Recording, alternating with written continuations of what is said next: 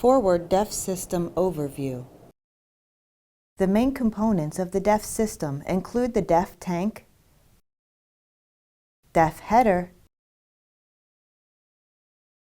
DEF pump, also referred to as DEF supply module, decomposition reactor tube, and SCR catalyst.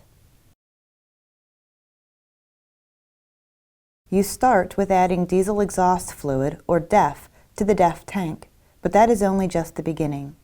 Inside the tank, the level, temperature, and concentration of the DEF is monitored by the DEF header. DEF is pulled through the header from the tank by the DEF pump for injection into the exhaust via a DEF injector. The DEF pump generates a continuous flow of DEF to ensure the injector always has a pressurized supply of DEF. Only a portion of the DEF circulated is pressurized for injection.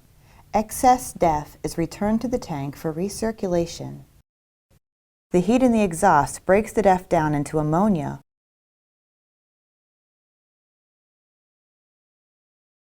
Ammonia is reacted in the SCR catalyst with nitrogen oxide in the exhaust stream to reduce nitrogen oxide emissions.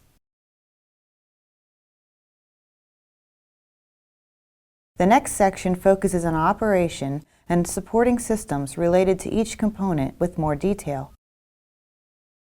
Detailed review of system components. The DEF tank is located and designed to protect the DEF from heat and sunlight. It is designed to hold approximately 4 gallons of usable DEF. On average, for every tank of fuel, the machine will consume half a gallon of DEF. The DEF tank has a DEF header mounted to the top of the tank. The primary function of the DEF header is to monitor DEF level, temperature, urea concentration, and to detect contamination. The header communicates DEF condition to the engine ECM. Any of these monitored conditions can influence system operation, and if out of specification, will generate fault codes. The DEF header also includes a tube extending near the bottom of the tank, where the fluid is drawn through a filter to supply the DEF pump. The DEF pump circulates DEF to and from the tank via insulated DEF lines. These lines are electrically heated by the engine ECM in cold conditions to prevent DEF from freezing in the lines.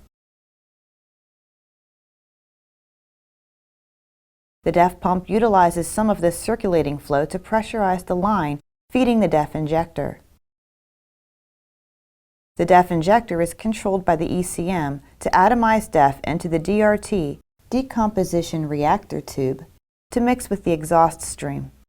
To meet EPA requirements, the system will limit vehicle operation as the DEF level approaches 0. After the DEF level reaches 0%, the engine will be limited to low idle. Decomposition reactor tube, DRT, mixing tube. The DRT and exhaust hardware are insulated to retain heat. Higher temperatures help prevent unwanted deposits generated from urea from accumulating within the tubing and catalyst. Immediately after engine shutdown, the DEF injector opens and the pump activates to pull air into the lines and purge DEF back to the tank through both the tank supply and return lines. This ensures that a large amount of DEF does not become frozen within the lines. In cold ambient conditions, a heating loop integrated into the DEF header carries engine coolant to thaw DEF and maintain temperature above freezing. In warm conditions, the engine coolant is shut off by an electronically activated valve in the engine coolant supply line. Note, though we are using coolant, the purpose of the coolant loop in the DEF tank is to elevate temperatures.